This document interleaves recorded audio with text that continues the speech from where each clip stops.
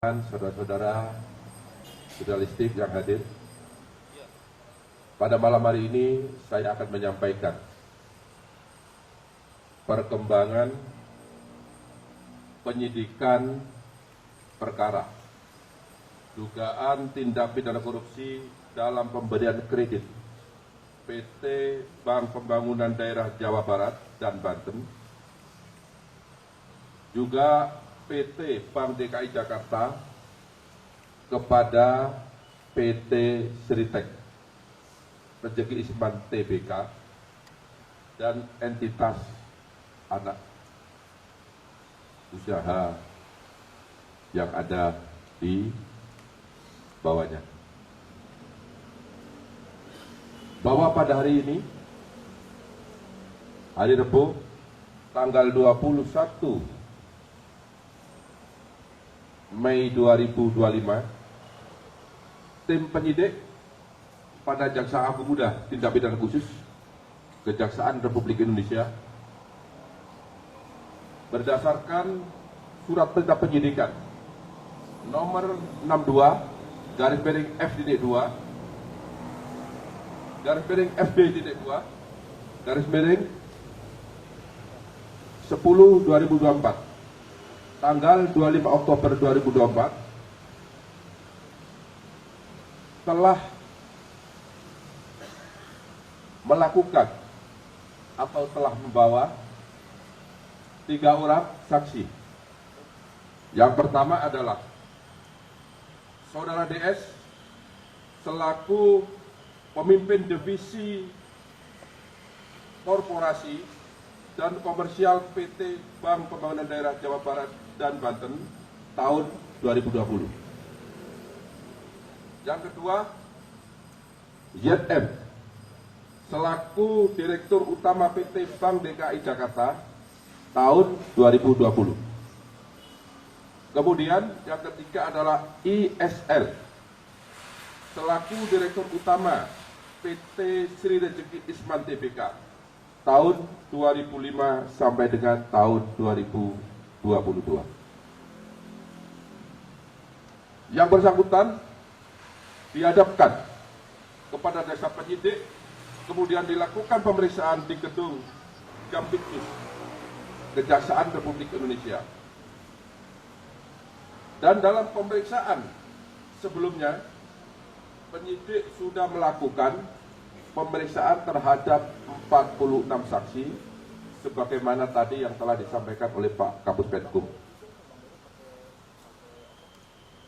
Dan pada hari ini penyidik juga melakukan pemeriksaan terhadap 9 saksi. Kemudian juga beberapa saat yang lalu penyidik juga telah melakukan pemeriksaan terhadap 1 orang ahli. Setelah melakukan pemeriksaan terhadap para saksi tersebut di atas, penyidik memperoleh alat bukti yang cukup telah terjadi tindak pidana korupsi dalam pemberian kredit dari beberapa bank pemerintah kepada PT Sritek Rezeki Isman Tbk dengan nilai total outstanding atau tagihan yang belum dilunasi hingga bulan Oktober 2024 sebesar 3 triliun 588 miliar 650 juta 808 ribu rupiah, ribu 28 rupiah, 57 sen. Dengan perincian sebagai berikut. Untuk Bank Jateng sebesar 395 miliar 663 juta 215.800 rupiah. Kemudian untuk Bank BJB, Bank Banten dan Jawa Barat sebesar 543 miliar 980 juta Rp507.170.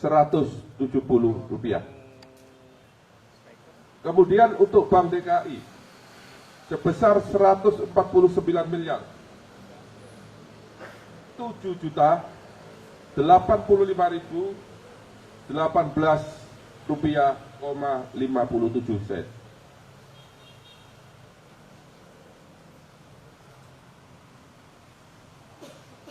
Kemudian yang keempat, yaitu bank sindikasi yang terdiri dari Bank BNI, Bank BRI, dan LPEI.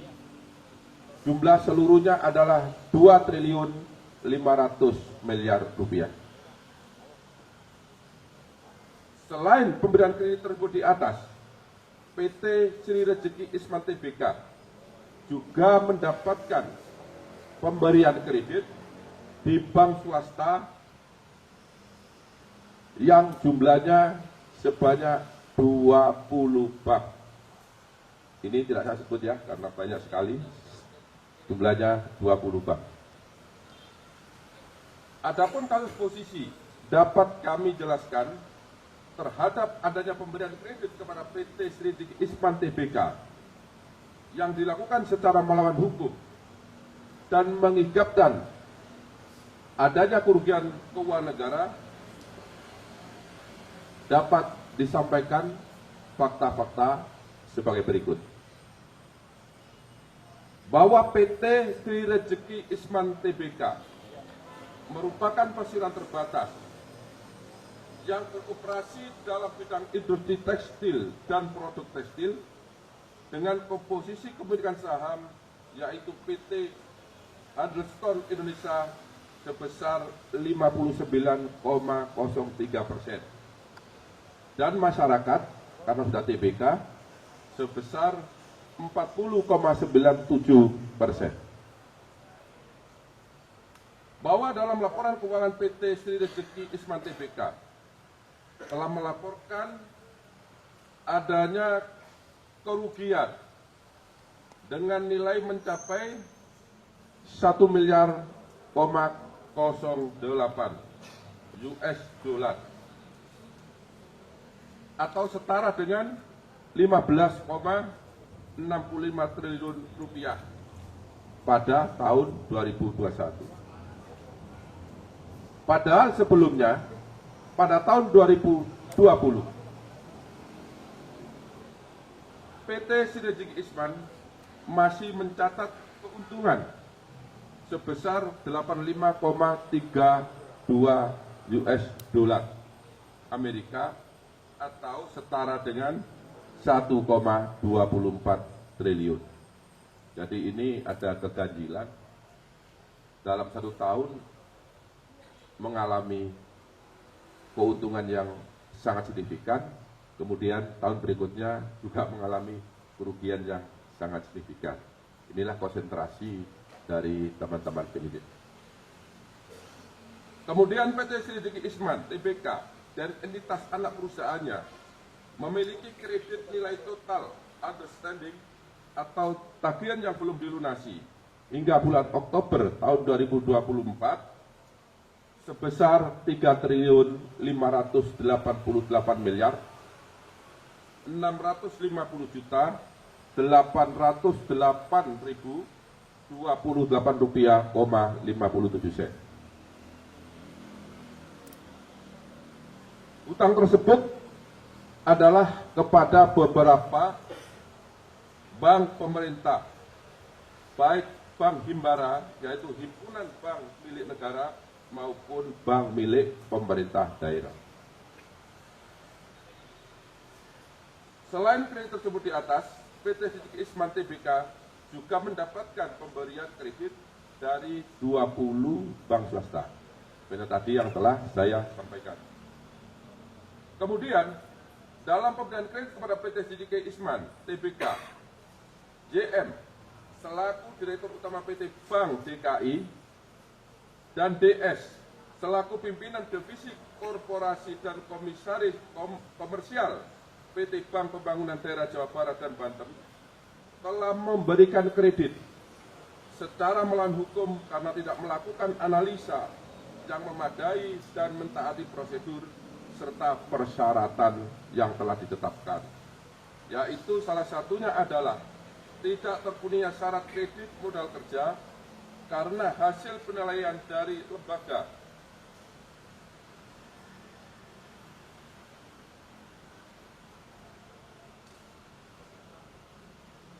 pemeringkat Fit and Modis disampaikan bahwa PT Sri Rezeki Isman Tbk hanya memperoleh predikat BB- atau memiliki risiko gagal bayar yang lebih tinggi.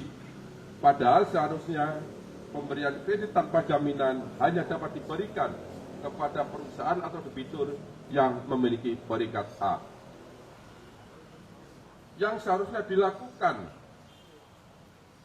sebelum diberikan pajak kredit sehingga perbuatan tersebut bertentangan dengan ketentuan standar operasional prosedur bank serta Undang-Undang Republik Indonesia Nomor 10 Tahun 1998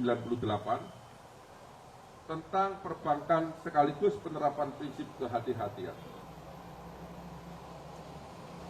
Bahwa pada saat ISL selaku Direktur Utama PT Sri Rezeki Isman Tbk mendapatkan dana dari PT Bank Pembangunan Daerah Jawa Barat, Banten, dan PT Bank DKI Jakarta, terdapat fakta hukum bahwa dana tersebut tidak dipergunakan sebagaimana tujuan dari pemberian kredit, yaitu untuk modal kerja, tetapi disalahgunakan untuk membayar hutang dan membeli aset non-produktif sehingga tidak sesuai dengan peruntukan yang seharusnya. Bahwa kredit yang diberikan oleh PT Bank Pembangunan Daerah Jawa Barat, Banten, dan PT Bank DKI Jakarta kepada PT Sri Rezeki Isman Tbk saat ini macet dengan volatilitas 5 dan aset perusahaan tidak bisa dieksekusi untuk menutupi nilai kerugian negara karena nilai lebih kecil dari nilai pemberian pinjaman kredit serta tidak dijadikan sebagai jaminan atau agunan. Bahwa PT Sri Rezeki Isman Tbk dinyatakan pilot oleh Pengadilan Negeri Niaga Semarang melalui putusan nomor perkara 2/PDT.SUS homologasi /2024/PN Niaga Semarang.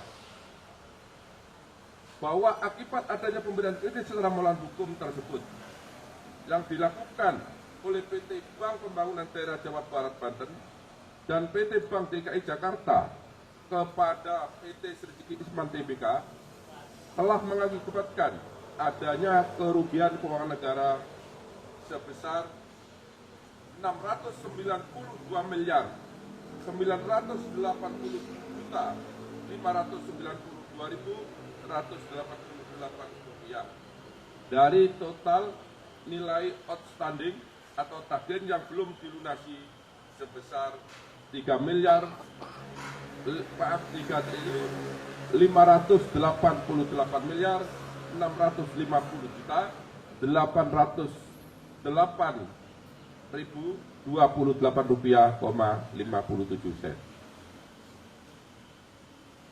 Kemudian setelah dilakukan pemeriksaan terhadap DS, kemudian terhadap YM dan terhadap ISL, pada hari ini Rabu tanggal 21 Mei tahun 2025, penyidik pada Jampitsus Kejaksaan Agung Republik Indonesia menetapkan